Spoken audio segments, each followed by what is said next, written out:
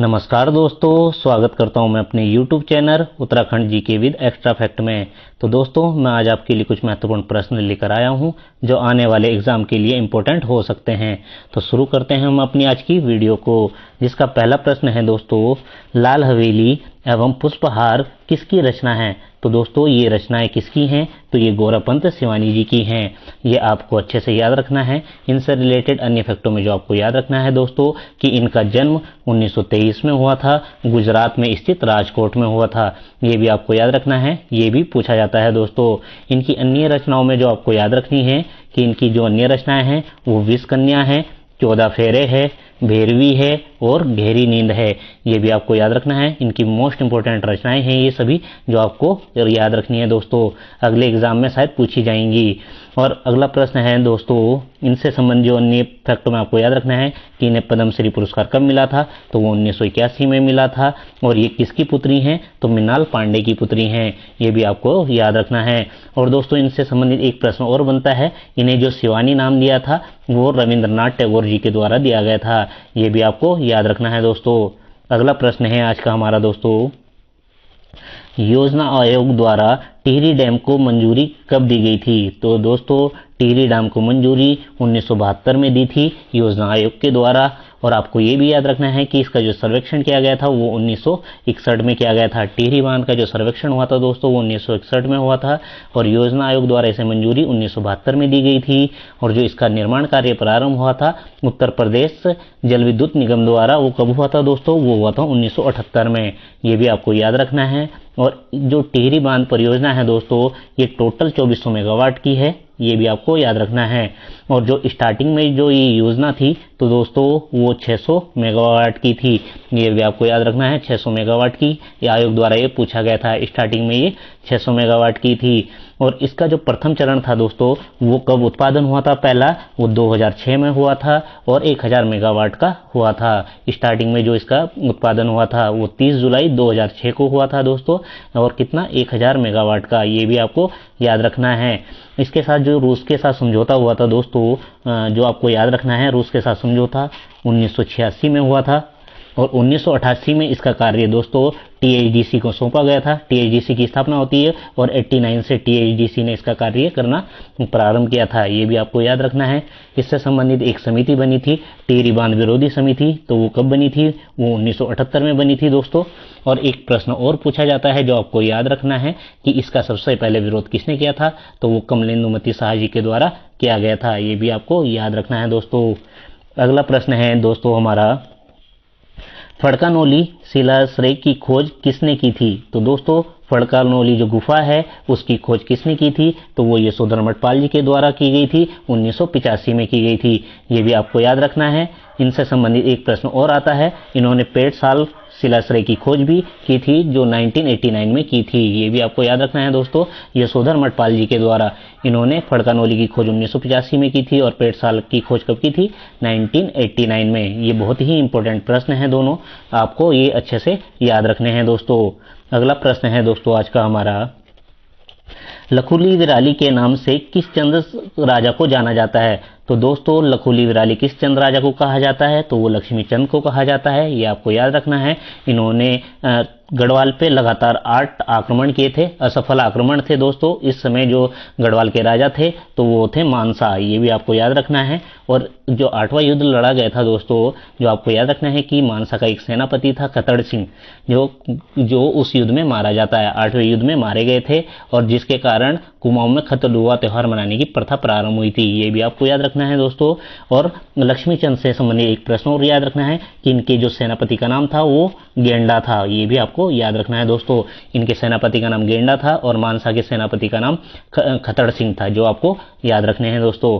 अगला प्रश्न है हमारा, नैनीताल स्थित पी बेरन के आवास को किस नाम से जाना जाता है? तो दोस्तों, जो पी बेरन जी हैं उनके आवास को किस नाम से जाना जाता है? तो वो पिलग्रिम कॉटेज के नाम से जाना जाता है। ये कहाँ पर स्थित है? तो नैनीताल में स्थित है। ये आपको याद रखना है दोस्तों। और सर्वप्रथम नैनीताल की खोज किसने की थी? तो 1841 में सीपी बेरन जी के द्वारा ही की गई थी। ये भी आपको याद रखना है दोस्तों।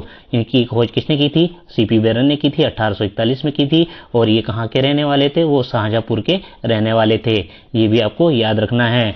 और दोस्तों इससे संबंधित आपको एक प्रश्न और याद रखना है, नैनीताल थाने की स्थापना कब होती है, तो वो 1843 में हुई थी। ये भी आपको याद रखना है, बहुत ही इंपॉर्टेंट प्रश्न है दोस्तों ये वाला, जो आपको याद रखना है। अगला प्रश्न है दोस्तों हमारा, रुद्रचंद एवं बलभद्र शाह के मध्य ग्वालदम का युद्ध कब लड़ा गया था। तो दोस्तों ग्वालदम का युद्ध किसके मध्य लड़ा गया था, रुद्रचंद और बलभद्र शाह के मध्य। और बलभद्र शाह का साथ दिया था एक कत्यूरी शासक था, सुकालदेव। जो आपको याद रखना है दोस्तों वो कौन था, सुकालदेव। इस सुकालदेव ने ही बलभद्र शाह का साथ दिया था। इन्होंने संयुक्त रूप से रुद्रचंद को पराजित किया था। इस युद्ध को ग्वालदम युद्ध नाम से जानते हैं। और ये युद्ध कब लड़ा गया था दोस्तों, तो ये 1581 में लड़ा गया था। कहीं कहीं पर जो श्री प्रसाद डबराल चारण हैं उनके द्वारा इस युद्ध की जो तिथि ईयर बताया गया है तो वो 1591 है। ये भी आपको याद रखना है। तो आप दोनों को ही याद रखेंगे दोस्तों। कहीं पर 81 दिया गया है और कहीं पर 91, तो आप दोनों ही सन को याद रखेंगे दोस्तों। जो भी पेपर में दिखेगा आप उसे ही टिक मारेंगे।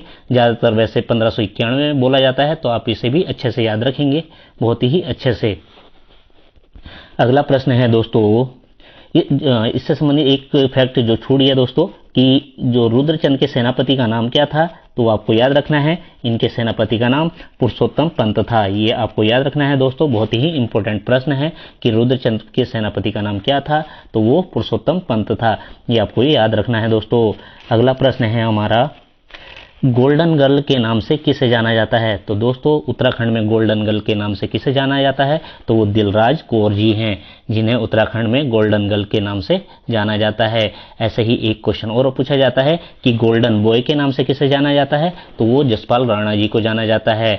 ये भी आपको याद रखना है दोस्तों। इनका संबंध शूटर से है, ये बंदूक चलाते हैं, वो आपको याद रखना है दोस्तों। बहुत ही इंपॉर्टेंट प्रश्न है। अगला प्रश्न है दोस्तों, गढ़वाल में कुली एजेंसी की स्थापना कब हुई थी। तो दोस्तों गढ़वाल में जो कुली एजेंसी की स्थापना हुई थी वो 1908 में हुई थी और जोध सिंह नेगी जी के द्वारा ये स्थापित की गई थी। आपको ये याद रखना है। और किस नाम से की गई थी, तो वो भी आप याद रखेंगे, ट्रांसपोर्ट एंड सप्लाई। जो आपको याद रखना है, ट्रांसपोर्ट एंड सप्लाई एसोसिएशन नाम है इसका दोस्तों। इस नाम से ही इसे स्थापित किया गया था। ये बहुत ही इंपॉर्टेंट प्रश्न है जो आपको याद रखना है। और इसका विचार, जो कुली एजेंसी का विचार आया था, तो वो गिरजादत्त नैथानी के मन में आया था। ये भी आपको याद रखना है, गिरजादत्त नैथानी। तो आपको ये भी याद रखना है दोस्तों। सर्वप्रथम जो विचार आया था किसके मन में आया था, वो गिरजादत्त नैथानी के मन में आया था 1907 में। और इसका विचार इन्होंने जोध सिंह नेगी को बताया और जोध सिंह नेगी के द्वारा इसकी स्थापना की जाती है कब, 1908 में की जाती है, पौड़ी में की जाती है। ये भी आपको याद रखना है। और पहले सचिव जो बने थे दोस्तों इसके, वो जोध सिंह नेगी जी ही इसके पहले सचिव बने थे। ये भी आप ध्यान रखेंगे। और इस कुली एजेंसी को समाप्त कब किया गया था, तो 1923 में इसे समाप्त कर दिया गया था। ये भी आपको याद रखना है। इसके टोटल जो सचिव हुए हैं वो 3 हुए हैं। पहले जोध सिंह नेगी थे, दूसरे तारादत्त गेरोला थे। ये भी आपको याद रखना है दोस्तों, तारादत्त गेरोला इसके दूसरे सचिव बने थे। ठीक है दोस्तों, आपको एक प्रश्न जो इसमें पूछा जाएगा अन्य फैक्टों में, जो आपको याद रखना है दोस्तों, कि कुली एजेंसी का संस्थापक किसे कहा जाता है, तो दोस्तों वो जोध सिंह नेगी हैं। और यदि प्रश्न आता है कि कुली एजेंसी का केंद्र बिंदु किसे कहा जाता है, तो वो तारादत्त गेरोला जी को कहा जाता है। ये भी आपको याद रखना है। और इसके तीसरे सचिव कौन थे, जो अंतिम थे, वो शालिग्राम सिंह थे। वो भी आपको याद रखना है दोस्तों। बहुत ही इंपॉर्टेंट प्रश्न है, आने वाले एग्जाम में पूछे जाएंगे। अगला प्रश्न है दोस्तों, नैनीताल को किस वर्ष उत्तर प्रदेश की ग्रीष्मकालीन राजधानी बनाया गया था। तो दोस्तों आपको याद रखना है कि नैनीताल को उत्तर प्रदेश की राजधानी, ग्रीष्मकालीन राजधानी कब बनाया गया, तो 1962 में बनाया गया था। ये आपको बहुत ही अच्छे से याद रखना है दोस्तों। बहुत ही इंपॉर्टेंट प्रश्न है। एक प्रश्न और पूछा जाता है कि नैनीताल को कुमाऊं का मुख्यालय कब बनाया गया था। तो दोस्तों वो भी आप याद रखेंगे कि 1854 में नैनीताल को कुमाऊं का मुख्यालय बनाया गया था। कुमाऊं मंडल का दोस्तों, है ना। कुमाऊं मंडल भी कब बना था दोस्तों, 1854 में। उसी टाइम पे नैनीताल को उसका मुख्यालय बनाया गया था। ये भी आप याद रखेंगे। अगला प्रश्न है दोस्तों, 1 मिनट में 70 4 फिंगर पुशअप लगाकर Guinness book of world record में किसने अपना नाम दर्ज कराया है। बहुत ही इंपॉर्टेंट प्रश्न है और करंट अफेयर का प्रश्न है। आपको ये याद रखना है। इनका नाम क्या है, तो दीपक शर्मा ने 4 उंगली पर, जो 4 फिंगर वाले में जो था दोस्तों, कि 70 पुशअप इन्होंने लगाए हैं। ये बहुत ही इंपॉर्टेंट है, बहुत ही इंपॉर्टेंट। आप इसे करंट अफेयर में मोस्ट इंपॉर्टेंट कर लें दोस्तों, ये पूछा जाएगा।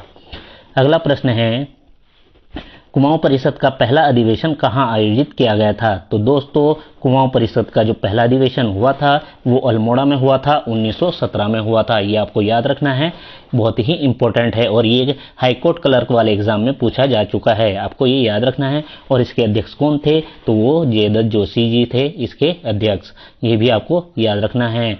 बहुत ही इंपॉर्टेंट प्रश्न है दोस्तों जो आपको याद रखने हैं।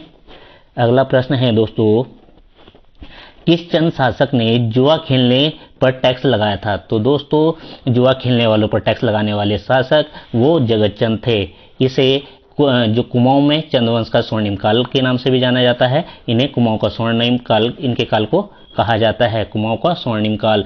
ये भी आप याद रखेंगे दोस्तों कि जो जगत चंद हैं इनके काल को कुमाऊं का स्वर्णिम काल कहा जाता है। इन्होंने जुआ खेलने वालों पर जुआ की बाच नामक कर लगाया था दोस्तों। इसका नाम क्या था?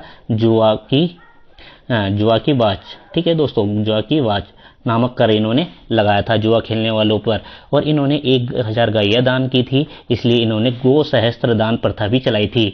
गो सहस्त्र दान प्रथा ये भी चलाई थी, जो आपको याद रखना है। बहुत ही इंपॉर्टेंट प्रश्न है दोस्तों, आने वाले एग्जाम के लिए बहुत ही इंपॉर्टेंट।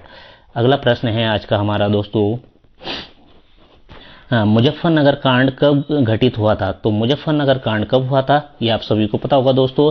तो ये 2 अक्टूबर 1994 को हुआ था। बहुत ही इंपॉर्टेंट प्रश्न है कि 2 अक्टूबर 1994 को क्या हुआ था दोस्तों, कि मुजफ्फरनगर कांड हुआ था और ये पृथक राज्य आंदोलन के समय हुआ था। इस कांड को क्रूर शासक की क्रूर साजिश के नाम से भी जाना जाता है। ये भी आपको याद रखना है कि यदि प्रश्न आता है कि इस कांड को क्रूर शासक की क्रूर साजिश के नाम से जाना जाता है तो वो मुजफ्फरनगर कांड था दोस्तों। ये मुजफ्फरनगर में घटित हुआ था, आपको याद रखना है। इस समय जो उत्तर प्रदेश के मुख्यमंत्री थे वो मुलायम सिंह यादव थे। मुलायम, ये भी आपको याद रखना है दोस्तों, मुलायम सिंह यादव। उस समय ये मुख्यमंत्री थे उत्तर प्रदेश के, जो कि बहुत ही इंपॉर्टेंट है। और इस समय कहते हैं कि महिलाओं को उठा लिया था, कई लोगों को मार दिया था इसमें। ये बहुत ही दयनीय घटना थी, बहुत ही बेकार थी, जो हमारे पृथक राज्य आंदोलन में घटी थी दोस्तों। अगला प्रश्न है आज का हमारा, शारदा नहर का निर्माण कब हुआ था? तो दोस्तों शारदा नहर का निर्माण 1928 में हुआ था और ये चंपावत के बनवासा में हुआ था। ये भी आपको याद रखना है, चंपावत में कहाँ पर? बनवासा। ठीक है दोस्तों, बनवासा में ये हुआ था, ये आपको याद रखना है दोस्तों, बहुत ही इंपॉर्टेंट है।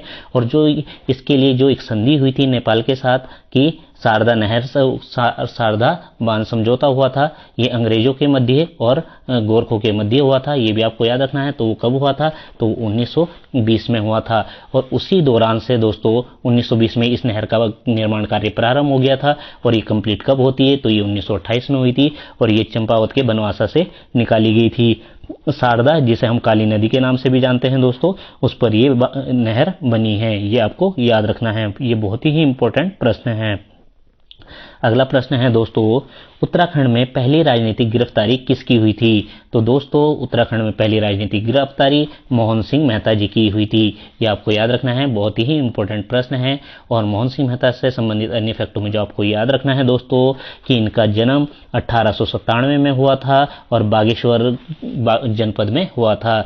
और गांव का यदि नाम पूछे तो आपको बताना है बजियूला गांव हुआ था। तो दोस्तों ये बागेश्वर में जन्मे थे और कब? 1897 में। ये भी आपको याद रखना है। और कत्यूर में कुमाऊं परिषद की एक शाखा खोली थी, इनके द्वारा खोली गई थी। वो कब खोली गई थी? तो 1921 में इनके द्वारा कत्यूर घाटी में कुमाऊं परिषद की एक शाखा खोली गई थी। ये भी आपको याद रखना है। ये बहुत ही इंपॉर्टेंट प्रश्न है कि उत्तराखंड में पहली राजनीतिक गिरफ्तारी किसकी हुई थी? तो वो मोहन सिंह मेहता की हुई थी। और ये कब हुई थी? ये 1921 में हुई थी, कुली बेगार आंदोलन के समय हुई थी। ये भी आपको याद रखना है दोस्तों।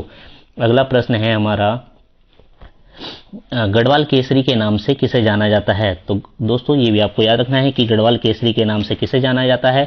तो वो अनुसुईया प्रसाद बहुगुणा जी को जाना जाता है। इन्हें गढ़वाल का गढ़ केसरी कहा जाता है। ये भी आप याद रखेंगे। जबकि दोस्तों आपको याद रखना है कुमाऊं का गढ़ केसरी कैसे कहा जाता है? तो बद्रीदत्त पांडे जी को कहा जाता है कुमाऊं का गढ़ केसरी। ठीक है दोस्तों, कुमाऊं का बद्रीदत्त पांडे जी को। ठीक है दोस्तों, आपको ये याद रखना है कि कुमाऊं का गढ़ केसरी किसे कहा जाता है, तो वो बद्रीदत्त पांडे को कहा जाता है, और गढ़वाल का गढ़ केसरी किसे कहा जाता है, तो वो अनुसुईया प्रसाद बहुगुणा को कहा जाता है। इससे संबंधित एक और प्रश्न पूछा जाता है कि दक्षिणी गढ़वाल का गढ़ केसरी किसे कहा जाता है, तो वो केसर सिंह को कहा जाता है। ये भी आप याद रखेंगे, केसर सिंह को। ठीक है दोस्तों, ये बहुत ही इंपॉर्टेंट प्रश्न है जो आपको याद रखना है। अगला प्रश्न है आज का दोस्तों हमारा, सर्वाधिक ऊंचाई पर स्थित मंदिर कौन सा है, तो सर्वाधिक ऊंचाई पर स्थित मंदिर कौन सा है उत्तराखंड में, तो वो तुंगनाथ है, जो कि रुद्रप्रयाग जनपद में पड़ता है। ये बहुत ही इंपॉर्टेंट प्रश्न है जो आपको याद रखना है दोस्तों। ये कितनी ऊंचाई पर पाया जाता है, तो ये 3680 मीटर ऊंचाई पर पाया जाता है। उत्तराखंड में सर्वाधिक ऊंचाई पर पाए जाने वाले एकमात्र मंदिर है दोस्तों तुंगनाथ। यहाँ रावण की तप्तस्थली भी है, ये भी आपको याद रखना है। और ये किस जनपद में है दोस्तों, ये रुद्रप्रयाग जनपद में है। बहुत ही इंपॉर्टेंट प्रश्न है। अगला प्रश्न है दोस्तों, गोरखों ने कुमाऊं के ब्राह्मणों पर कुरही कर कब लगाया था, तो ये कुरही नहीं है दोस्तों, वो कुसही है। ठीक है दोस्तों, ये भी ध्यान रखना, कुसही। ठीक है, ये कुसही कर है। तो गोरखों द्वारा कुमाऊं के जो ब्राह्मण थे उन पर कुसही कर लगाया गया था। ये 1797 में लगाया था, ये गोरखों ने लगाया था। और गोरखों से जो अन्य फैक्टों में आपको याद रखने हैं, इनके द्वारा एक पुंगाड़ी कर लगाया गया था दोस्तों। पुंगाड़ी जो कि एक भूमि कर था, जो आपको याद रखना है कि ये एक भूमि कर था। और एक कर और था दोस्तों, पगड़ी कर, पगड़ी जो कि संपत्ति के लेन देन पर लिया जाने वाला कर था। ये भी आपको याद रखना है दोस्तों। अगला प्रश्न है हमारा, सर्वाधिक लिंगानुपात वाला जिला कौन सा है, तो दोस्तों सर्वाधिक लिंगानुपात वाला जिला कौन सा है, तो वो अल्मोड़ा है, जिसका लिंगानुपात कितना है, 1139 है। सर्वाधिक यहीं पर है, कहाँ पर, अल्मोड़ा जनपद में। और सबसे कम कहाँ है दोस्तों, तो ये हरिद्वार जनपद में है। जो सबसे कम लिंगानुपात है वो हरिद्वार है, और सबसे ज़्यादा लिंगानुपात वाला जिला कौन सा है, तो वो अल्मोड़ा है। आपको दोनों ही प्रश्न याद रखने हैं, आने वाले एग्जाम में बहुत ही ज़्यादा पूछे जाते हैं दोस्तों, और इम्पोर्टेंट प्रश्न हैं, आपको याद रखने हैं। अगला प्रश्न है हमारा, रानीखेत दुनिया के सबसे खूबसूरत हिल स्टेशन में से एक है, यह कथन किसका है, तो दोस्तों यह कथन किसका था, तो ये वीसी डगलस जी का कथन था, जो अमेरिका के न्यायाधीश थे। उनके द्वारा ये कथन बोला गया था कि रानीखेत दुनिया के सबसे खूबसूरत हिल स्टेशन में से एक है। ये बहुत ही इंपॉर्टेंट है जो आपको याद रखना है। और रानीखेत की स्थापना कब हुई थी, तो 1869 में हुई थी। और किसके द्वारा की गई थी, तो रेमजे के द्वारा इसकी स्थापना की गई थी। ये भी आपको याद रखना है दोस्तों, इंपॉर्टेंट प्रश्न है, आने वाले एग्जाम में पूछा जाएगा। अगला प्रश्न है दोस्तों, प्राचीन ताम्रपत्र कहाँ से प्राप्त हुआ है, तो प्राचीन ताम्रपत्र जो था वो रघुनाथ मंदिर से प्राप्त हुए हैं, सबसे ज़्यादा वहीं से हैं। देवप्रयाग में स्थित है ये रघुनाथ मंदिर, जो आपको याद रखना है। और जगतपाल का सबसे पहले जो प्राचीन अभिलेख मिला था, दान पत्र मिला था। जो पंवार वंश के शासक हैं जगतपाल, इनका नंबर को ये कौन से नंबर के थे, तो 34वें नंबर के थे। ये भी आपको याद रखना है दोस्तों, 34वें नंबर के थे जगतपाल। और देवप्रयाग के रघुनाथ मंदिर से इनका दान पत्र प्राप्त हुआ था, ये आपको अच्छे से याद रखना है। अगला प्रश्न है हमारा, पंचायती राज व्यवस्था को त्रिस्तरीय कब किया गया था, तो दोस्तों उत्तराखंड में जो पंचायती राज व्यवस्था जो स्टार्टिंग में लागू हुई थी, तो वो 15 अगस्त 1947 वाली थी दोस्तों, जो परीक्षावाणी में आपको मिल जाएगा, 15 अगस्त 1947 वाली। और यूपी की जो पंचायती राज व्यवस्था थी उत्तर प्रदेश वाली, वही उसे ही उत्तराखंड में लागू किया गया था, ये आपको याद रखना है। और उसे त्रिस्तरीय कब किया गया था, तो 1961 में इसे त्रिस्तरीय किया गया था, ये आपको याद रखना है, बहुत ही इंपॉर्टेंट है। और जो उत्तराखंड का अपना पंचायती राज व्यवस्था है दोस्तों, तो वो कब लागू की गई है, तो आपको याद रखना है, वो 4 अप्रैल को की गई है, 4 अप्रैल 2016 में, ये आपको याद रखना है। जो उत्तराखंड का अपना पंचायती राज व्यवस्था है वो लागू कब हुई है, तो 4 अप्रैल 2016 में इसे लागू किया गया है, उत्तराखंड का पंचायती राज व्यवस्था को। तो आप इसे अच्छे से याद रखेंगे दोस्तों। अगला प्रश्न है हमारा, अंग्रेजों ने भोटिया ग्रेजिंग रूल्स कब लागू किया था, तो दोस्तों अंग्रेजों द्वारा भोटिया ग्रेजिंग रूल्स 1927 में लागू किया गया था, ये आपको अच्छे से याद रखना है। इंपॉर्टेंट प्रश्न है, आने वाले एग्जाम के लिए बहुत ही इंपॉर्टेंट है, इसे मोस्ट इंपॉर्टेंट कर लेना दोस्तों, ये प्रश्न पूछा जा सकता है, इसलिए आपको याद रखना है।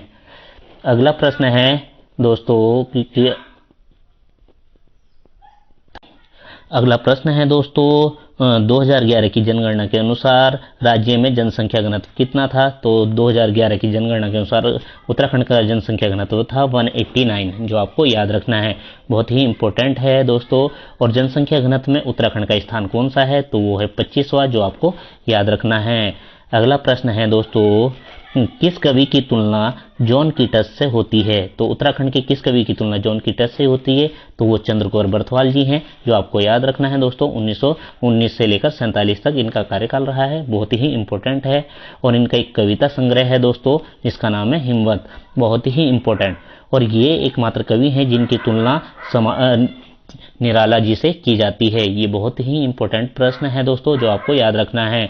जॉन कीटस के नाम से किसे जाना जाता है? तो चंद्रकुंवर बरथवाल जी को। और इनकी कविता संग्रह से हिमवंत है, और इनकी तुलना निराला जी से की जाती है। दोस्तों, यदि हमारी वीडियो आपको पसंद आई हो तो प्लीज़ हमारे चैनल को सब्सक्राइब कर दें दोस्तों, ताकि ऐसी ही वीडियो आपको रोज़ मिलती रहें। धन्यवाद। हमारे चैनल को लाइक करें, सब्सक्राइब करें, प्लीज़ कमेंट करें एंड सब्सक्राइब कर दें दोस्तों। धन्यवाद।